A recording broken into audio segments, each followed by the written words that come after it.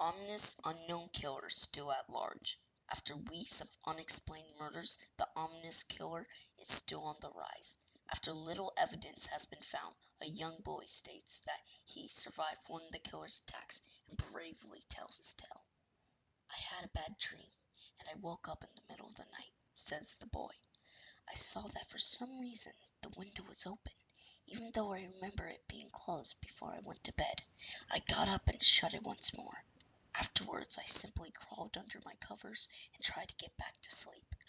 That's when I had a strange feeling, like someone was watching me.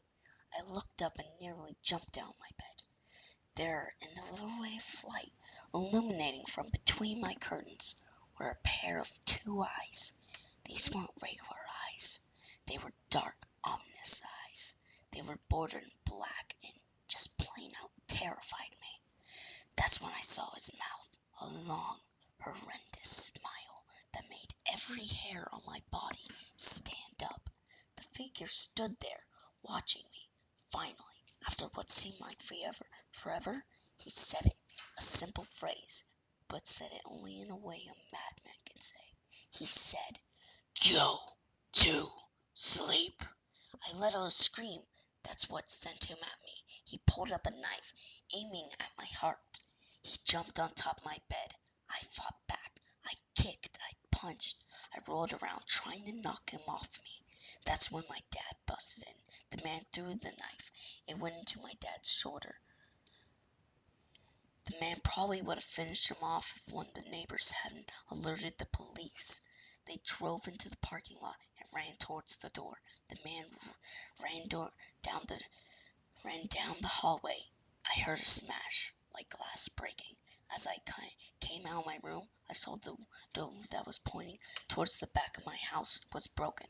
I looked out to see him vanish into the distance. I can tell you one thing. I will never forget that face, those cold, evil eyes, and the psychotic smile.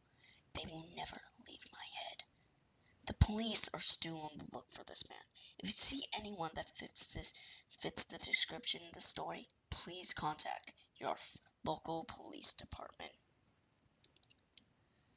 Jeff and his family had just moved into a new neighborhood. His dad had gotten a promotion at work, and they thought it would be best to live in one of those fancy neighborhoods. Jeff and his brother Lou couldn't complain, though. A new house, a new, better house. What was not to love? As they were getting unpacked, one of their neighbors came by. "Hello," she said. "I'm Barbara. I live across the street from you. Well, I just wanted to introduce myself and to introduce my son." She turns around and calls her son over. "Billy, these are our new neighbors." Billy said hi and ran back to play in his yard. "Well," said Jeff's mom, "I'm Margaret, and this is my husband Peter, and my two sons, Jeff and Lou." They each introduced themselves, and then Barbara invited them to her son's birthday. Jeff and his brother were about to object when their mother said that they would love to. When Jeff and his family are done packing, Jeff went up to his mom. "Mom, why would you invite us to some kid's party? If you haven't noticed, I'm not some dumb kid." "Jeff," said his mother, "we just moved here. We should show that we want to spend time with our neighbors. Now we're going to that party, and that's final." Jeff started to talk, but he stopped himself, knowing that he couldn't do anything. Whenever his mom said something, it was final. He walked up to his room and plopped down on his bed. He sat there, looking at the ceiling, when he suddenly got a weird feeling. Not so much a pain, but a weird feeling. He dismissed it as some random feeling. He heard his mother call him to get his stuff, and he walked down to get it. The next day, Jeff walked downstairs to get breakfast and got ready for school. As he sat there eating his breakfast, he once again got that feeling. This time it was stronger. It gave him a slight tugging pain, but he once again dismissed it. As he and Lou finished breakfast, they walked down to the bus stop. They sat there waiting for the bus, and then all of a sudden some kid on a skateboard jumped over them, only inches above their laps. They both jumped back in surprise. "Hey, what the hell?" The landed and turned back to him. He kicked his skateboard up and caught it with his hands. The kid seems about 12, 1 year younger than Jeff. He wears an Aeropostale shirt and ripped blue jeans. Well, well, well. It looks like we got some new meat. Suddenly, two other kids appeared. One was super skinny, and the other one was huge. Well, since you're new here, I'd like to introduce ourselves. Over there is Keith. Jeff and Lou looked over to the skinny kid. He had a dopey face that you would expect a psychic to have, and he's Tony. They looked over at the fat kid. Talk about a tub of lard. This kid looked like he hadn't exercised since he was crawling. And I, said the first kid, am Randy. Now, for all the kids in the neighborhood, there is a small price for bus fare, if you catch my drift. Lou stood up, ready to punch the lights out of the kid's eyes when one of his friends pulled a knife on him. Tis, tis, tis. I hope that you be more cooperative, but it seems we must do this the hard way. The kid walked up to Lou and took his wallet out of the pocket. Jeff got that feeling again. Now it was truly strong, a burning sensation. He stood up, but Lou gestured him to sit down. Jeff ignored him and walked up to the kid. Listen here, you little punk. Give back my bro's wallet or else. Randy put the wallet in his pocket and pulled out a knife. Oh, and what will you do? Just as he finished his sentence, Jeff popped the kid in the nose. As Randy reached for his face, Jeff grabbed the kid's wrist and broke it. Randy screamed, and Jeff grabbed the knife from his hand. Troy and Keith rushed Jeff, but Jeff was too quick. He threw Randy to the ground. Keith slashed at him, but Jeff ducked and stabbed him in the arm. Keith dropped the knife and fell to the ground screaming. Troy rushed him too, but Jeff didn't even need the knife. He punched Troy straight in the stomach, and Troy went down. As he fell, he puked all over. Lou could do nothing but look in amazement at Jeff. Jeff, how'd you? That's all he said. They saw the bus coming and they knew they'd be blamed for the whole thing, so they started running as fast as they could. As they ran, they looked back and saw the bus driver rushing over to Randy and the others. As Jeff and Lou made it to school, they didn't dare tell what happened, as all they did was sit and listen. Lou just thought of it as his brother beating up a few kids, but Jeff knew it was more. It was something scary. As he got that feeling, he felt how powerful it was, the urge just to hurt someone. He didn't like how it sounded, but he couldn't help feeling happy. He felt the strange feeling go away and stay away for the entire day of school. Even as he walked home, did the whole thing near the bus stop and how he probably wouldn't be taking the bus anymore. He felt happy. When he got home, his parents asked him how his day was, and he said in a somewhat ominous voice, "It was wonderful." Next morning, he heard a knock at his front door. He walked down to find two police officers at the door, his mother looking back at him with an angry look. "Jeff, these officers tell me that you attacked 3 kids, that it wasn't a regular fight, and that they were stabbed, son." Jeff's gaze fell to the floor, showing his mother that it was true. "Mom, they're the ones who pulled the knives on me and Lou." "Son," said one of the cops, "we found 3 kids, 2 stabbed and 1 having a bruise on his stomach, and we have witness proving that you fled the scene. Now, what does that tell us?" Jeff knew it was no use. He could say him and Lou had been attacked, but then there was no proof that it was not them who attacked first. They couldn't say that they weren't fleeing because, truth be told, they were. So Jeff couldn't defend himself or Lou.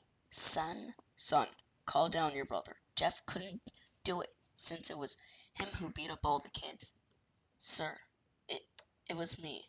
I was the one who beat up the kids. Lou tried to hold me back, but he couldn't stop me." The cop looked at his partner. They both nodded. "Well, kid, looks like a year in juvie." "Wait," says Lou. They all looked to see him holding a knife. The officers pulled their guns and locked them on Lou. It was me. I beat up those little punks. I have the marks to prove it. He lifted up his sleeves to reveal cuts and bruises as if he was in a struggle. Son, just put the knife down, said the officer. Lou held up the knife and dropped it to the ground, his hands up, and walked over to the cops. No, Lou, it was me. I did it. Jeff had tears running down his face. Poor bro, trying to take the blame for what I did will take me away. The police led Lou out to the patrol car. Lou, tell them it was me. Tell them I was the one who beat up the kids. Jeff's mother put her hands on his shoulders. Jeff, please, you don't have to lie. We know it's Lou. You can stop. Jeff watched helplessly as the cop car speeds off with Lou inside. A few minutes later, Jeff's dad pulled into the driveway. Seeing Jeff's face and knowing something was wrong. Son, what is it? Jeff couldn't answer. His vocal cords were strained from crying. Instead, Jeff's mother walked his father inside to break the bad news to him, as Jeff wept in the driveway. After an hour or so, Jeff walked back into the house, seeing that his parents were both shocked, sad, and disappointed. He couldn't look at him. He couldn't see how they thought he couldn't see how they thought of Lou when it was his fault. He just went to sleep, trying to get the whole thing off his mind. 2 days went by, with no word from Lou at JDC.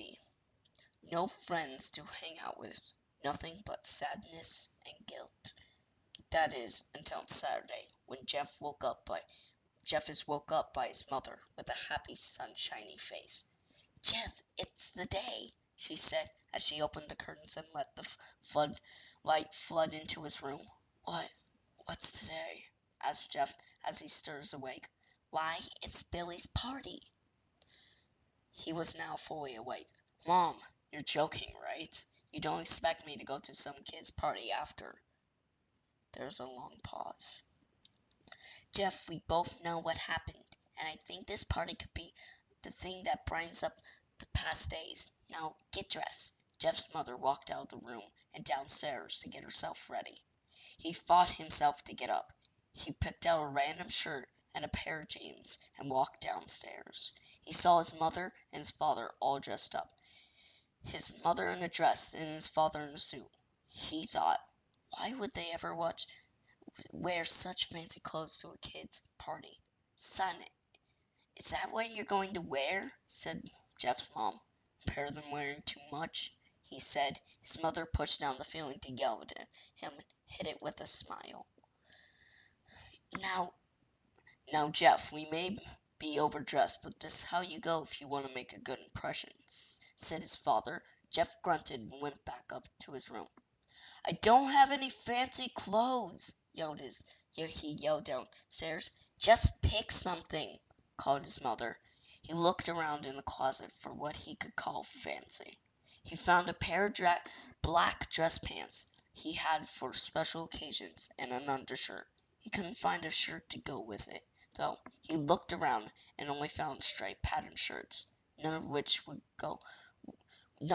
go with dress pants. Finally, he found a white hoodie and put it on. You're wearing that, they both said. His mother looked at her lunch. What?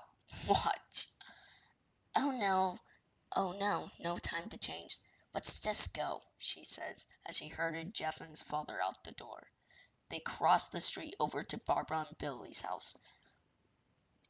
They knocked on the door and it appeared... Sorry, guys.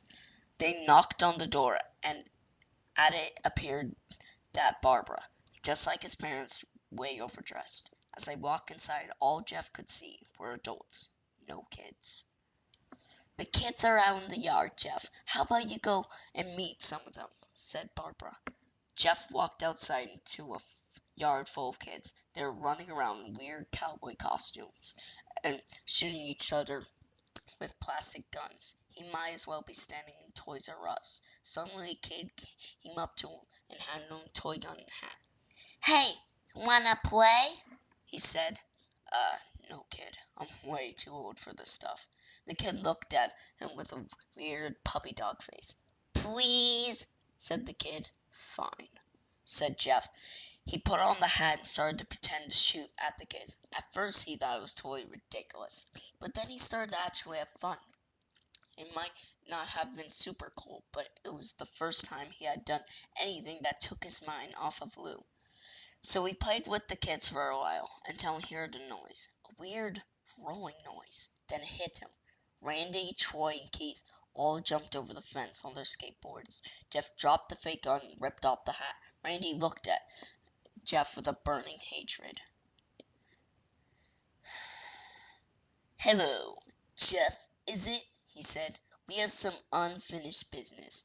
Jeff saw his bruised nose. "I think we're even. I beat the crap out of you, and you got my brother sent to JDC. Randy got an angry look in his eyes. "Oh no, I don't go for even. I go for winning. You may have kicked our asses that one day, but not today." As he said that, Randy rushed Jeff. They both fell to the ground. Randy punched Jeff in the nose, and Jeff grabbed him by the ears and headbutted him. Jeff pushed Randy off of him. Both rose to their feet. Kids were screaming and parents were running out of the house. Troy and Keith both pulled guns out of their pockets. No one interrupts or guts fly," they said. Randy pulled a knife on Jeff and stabbed it into his shoulder. Jeff screamed and fell to his knees. Randy started kicking him in the face. After 3 kicks, Jeff grabbed his foot and twisted, causing Randy to fall to the ground. Jeff stood up and walked towards the back door. Troy grabbed him. "Need some help?" He picks Jeff up by the back of the collar and throws him into the patio door. As Jeff tries to stand, he's kicked to the ground. Randy repeatedly starts kicking Jeff until he starts to cough up blood.